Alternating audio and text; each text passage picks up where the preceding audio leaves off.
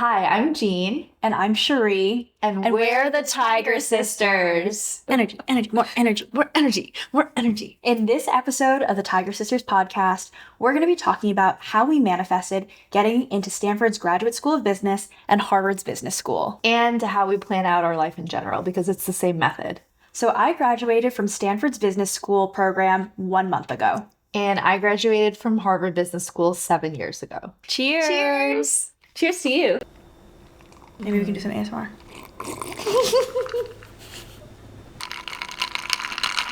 I can gulp loudly. Okay.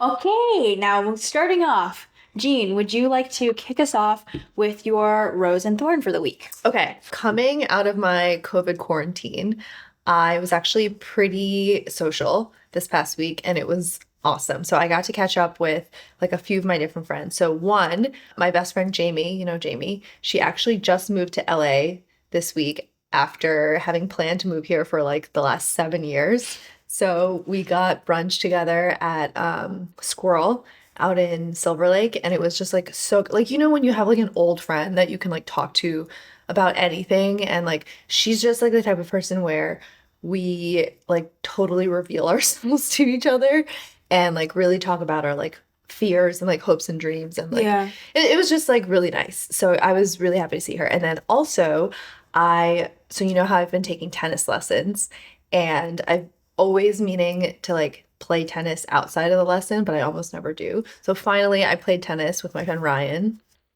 Good job. Thank you. So I'm really proud of myself. And he used to play on the like tennis team in high school, and I was able to keep up. So like I'm actually like, oh, that's like pretty good. Yeah, good job. Yeah, that was really fun. And then I also got set up on a friend date by my friend Josh with this girl named Sarah, who like we were supposed to just grab coffee, and we ended up talking for like almost 2.5 hours. Mm-hmm. And we were just like in a really similar place where she's also growing a similar business to what we're doing with Double Chi and Tiger Sisters. We both just like learned so much from each other. And then at the end also we were like, how did this turn into like also a therapy session? Like we were like laughing. It was really great. And then, okay, I have another one. Well, I'm glad you're hanging out with people because you were quarantined for like a week or so. I know, you were so strict about it. Like she wouldn't even let me like hang out. I didn't even sit on the couch for over a week. Okay, I literally did not put my butt on the couch. Why would you sit on the couch when you have COVID? You are contagious, and I had to try very hard not to get COVID. I know, she didn't get it though. So I had to be very... Props to me. Props to me. Props to me. Props to me. Props to me first. Okay, no, because you got COVID. Props to me because I cooked her meal. Oh, that's true. That's true. And gave her food, supplied her with nutrition. But also, I had my best friend's wedding this past weekend, and I couldn't get COVID before being a bridesmaid. So, which is why I was extra careful. And even after she had tested negative, I still didn't want to be around her. We love a COVID conscious queen. I'm very careful with COVID. I know. Yeah. Yeah. Okay, and then the other one I want to talk about is that while you were gone, as you know, I went thrift shopping. It's like a secret thrill of mine. It's hard to find good stuff. Sometimes at thrift stores, like you have to be in the mood to like dive into a pile and like use your brain to be like, yes, no, yes, no. Like it takes a lot of energy, but when you find a good piece, it's very rewarding. Well, okay, but you know I like love a deal. Yeah. So the reason I finally did it this weekend is because the Salvation Army apparently has this like twice a year sale where all clothes are $2.99. Hello, this top right now, $2.99. Yeah, so I got her that top, and then I also bought this shirt. $2.99. No, that was from the boutique. Oh, so that was $4.99. $4.99 because it was new. So those are my highlights. Well, we love thrift shopping / Goodwill, Salvation Army. A good deal is a good deal is a good deal. Yeah. I was doing a case study for class because where? At Stanford. At Stanford. School of Business. Stanford.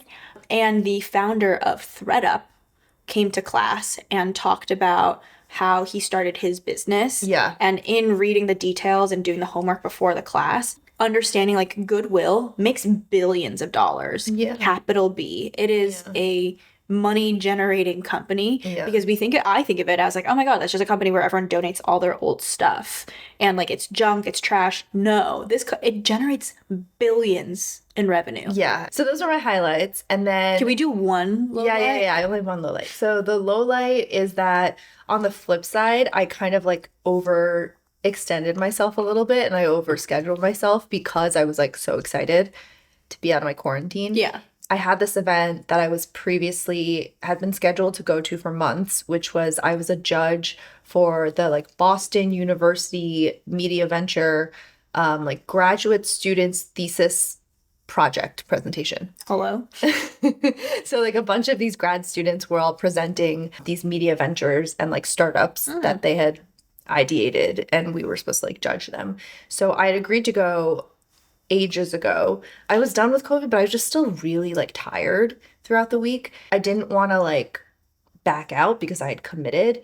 And so I still went, but I could just tell that I was like not fully myself. Like I just didn't show up the way I really wanted to. Like I stayed and did all the like judging and stuff and like was socializing with people before, but afterwards I just like left right away, which usually I would stay and like do more meeting and talking to people. So that was kind of, I guess, a low light, but I learned from it because I was supposed to go to another event on Sunday, Jeez. which was Dartmouth College, because I went to Dartmouth undergrad, like welcome event in LA for the class of 2028. I'm on the board of the Dartmouth Club of LA. I was supposed to go, but then Jamie was like, she basically convinced me, she's like, no, like you could just not go. She's like, Give yourself permission to. I'm so bad at canceling stuff. I feel so guilty. Well, maybe then don't commit to it in the first place. I won't be committing to dinner tonight. Okay. I won't be RSVPing. I think I mean, that's like, it's a hard place to be. Like, if you don't feel well, especially as you're recovering, I'd say give yourself as much grace as you need so that you, like, are fully recovered and you can show up as your best self. Because then, like, you don't want to show up not in a way that you're not happy with. And you know, you don't want to give people that, like, impression either. And also, like, if I was, like, completely well, it would have been fine. But it was just, like, you know, ramping back up. Yeah, totally. So great podcast. And that's it, folks. See you next time. On this episode of Jean's Highlights and Lowlights. Jean's Roses and Thorns. I guess we did this segment last week and we had a lot of feedback from people who watched the podcast episode who's like, please continue doing Roses and Thorns. Yeah. Because you guys, I think, enjoy hearing about our day-to-day and what's going on in our lives. And I think it just really, like, shows the more human aspect of just like the stuff that we talk about. Okay, how about you? What's your Roses and Thorns? So my thorn is a continuation of what I mentioned last week, is that I felt weird about my birthday, but I thought about it a little bit more and figured out like why I felt weird. It was because I was going to San Francisco and I was hanging out with my friends for my birthday, and I just felt like I never want to be a burden to people. I don't know why, but it's like deeply ingrained in me that I'm just like, oh, like if I'm going on a trip or if I'm like hanging out with folks, like I want to be helpful. Like I don't want to be a burden. Like I was just like, oh, it's my birthday. Do people even really want to celebrate? So I was just feeling weird and it's just like, you're burdening me with your low light right now. Okay, well, that's what I felt. Just kidding. I was also feeling weird because two of my friends had told me like they couldn't make it. You know who you are. Their names are Beep and Beep. Actually, they have the same name. Oh. Beep, like I said, Beep and Beep. I just like spiraled in my head. I'm like, am I a burden to people, especially like my closest friends? It was just like not a good place to be in last week. What the hell? I don't know. So I was like spiraling and feeling sad. And then I told my friend Maddie about this, and she's just like, and I was like, I don't want to get in the way. And she's like, are you kidding me? You are the way. Like she's like, you're not getting in the way. And so she like reassured me. But I think it's just like a deep-seated fear that I have that's just like I burden people.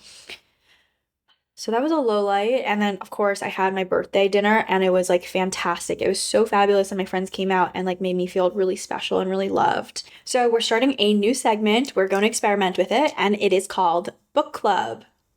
Yay! Book club. The provenance is that Cherie and I are basically in this like book race where every book we read, we write down and then we basically compete against each other, see who can read the most books for the year. And this is something I've been doing for a really long time, not against Cherie, but like against my friends and my ex. And And then separately, I just love reading and I've been obsessed with reading from a very young age. Like literally my mom used to say to me, like, stop reading so much. Like when I was a child, she'd be like, stop reading, like you're reading too much. And we spent many summers in the public library, Yeah, which love the was public amazing. library, love Barnes and Nobles. Fun fact, my college admissions essay was written about my public library. Oh, I totally forgot that. But yeah, and then I also sort of like run a book club of my friends. It's a bunch of HBS girlfriends. It's been just like a great source of joy in my life for the last 5, 6, 7 years. So just providing some context, like Jean is like very into reading. It's my thing. It's I'm just kidding.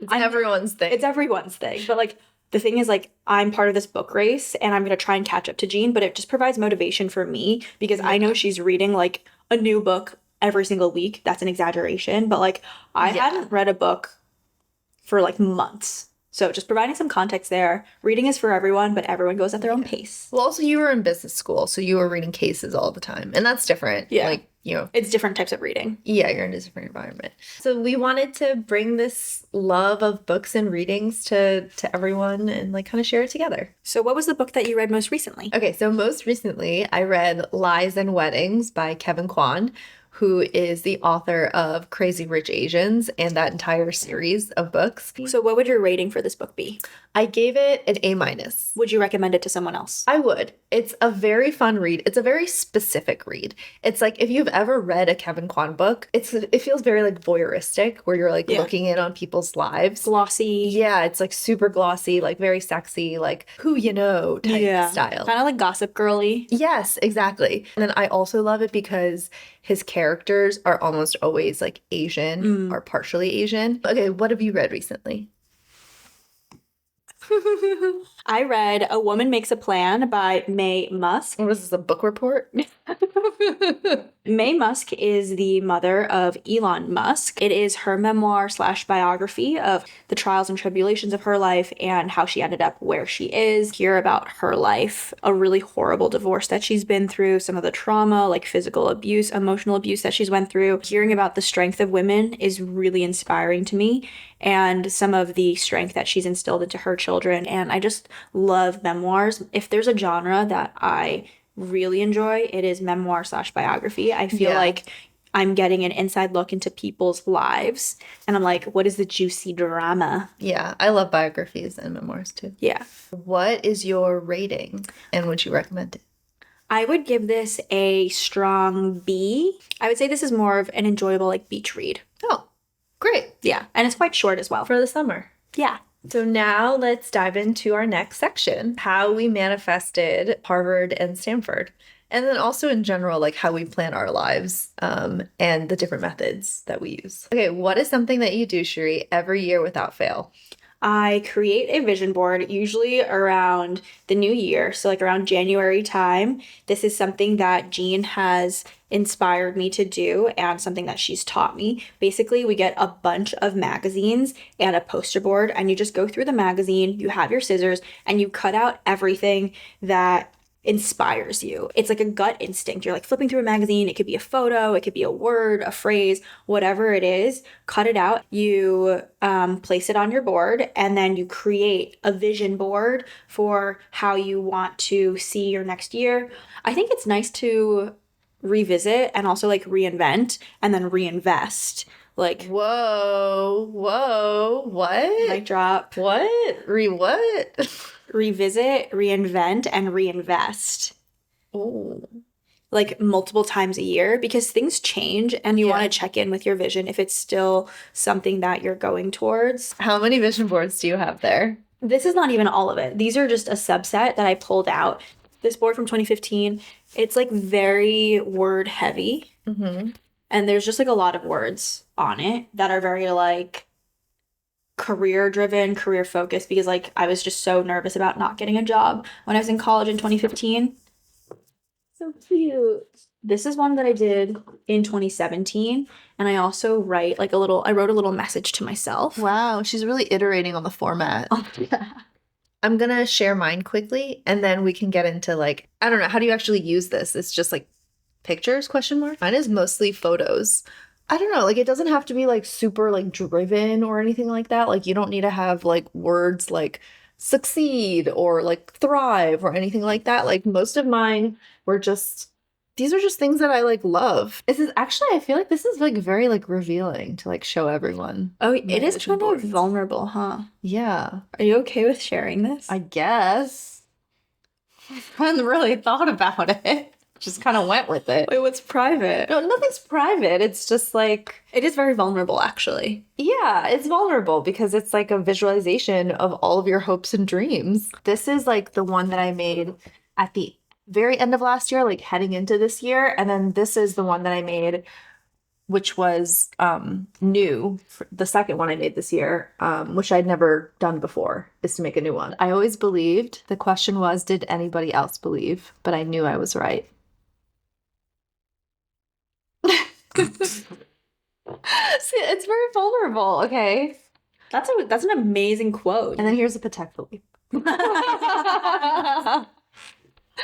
Like she said, very vulnerable. She's know. just like opening up about her life. Yeah. It's also really fun when you do it with friends Mm-hmm. to see what your friends make because you'll be really surprised and everyone goes at it in a different way too. Okay, so what does this have to do with anything? All of this to say is that this is part of a larger exercise that Jean and I have infused into our lives. Like, Yeah, it's it's a larger set of exercises. these are exercises that help us figure out our plan and our vision for our lives. Figure out what your goals are, understand them, visualize them, and then work backwards and figure out a plan of how you can get there. After you compile the whole thing and you can like share it with your friends and stuff, that's also part of the fun, is that you're supposed to put it up in a spot where you actually look at it every day. And that's like part of the power of it, is that pretty much every single day you have a visual reminder of what you set out for your life to look like. And also, I'm just a super visual person. Getting a little bit more tactical,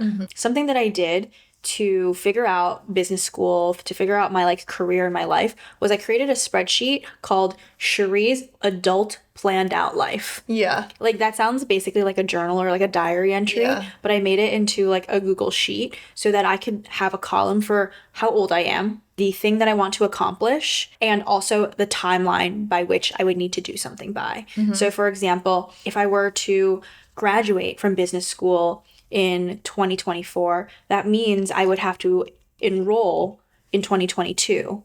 I would graduate when I was 28. I would enroll when I was 26, 27.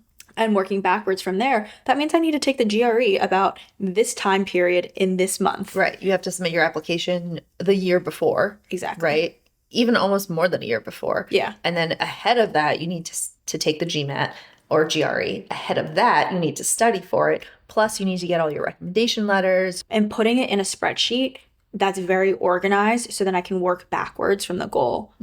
The first step is to have the goal, right? So like if you don't have the goal, then you don't have anything to work towards. And it doesn't have to be a goal that's that's set in stone at all, right? Because Things change. yeah, like if you had asked me when I was 21 years old in my first job out of school, what my goal was, I was working at Goldman Sachs at the time as an analyst, and I would have told you, like, my goal in life is to become a partner at Goldman Sachs. I was like, this is amazing. Like, I'm a finance girly. Like, I want to be like an MD, a partner, like, etc. at Goldman.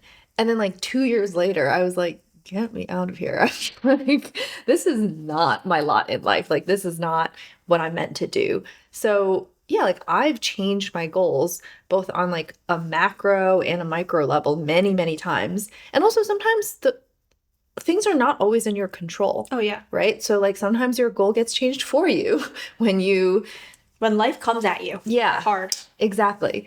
Having those goals is very powerful just because you can like visualize yourself in a different way in the future. Like you can visualize yourself being successful. I took a class called Engineering a Remarkable Life. Oh, yeah. And it was one of the most interesting / like non-business school business classes. I wish we had that class at HBS. It was taught by Professor Joel Peterson, who's 77 years old, always says, have a plan. And plans are written in pencil. Things will change, like you said, but you always need a plan. The final assignment was to write a 10-page paper on our life plan. And that includes what does our career look like, our family with our potential spouse and our potential children. Like, how do we factor in all these things into our life? Yeah. So that we can have and we can engineer a remarkable life on our own. So what are other ways or tactics, tools that you use to manifest and or plan out your life? Oh, okay. I do this other thing.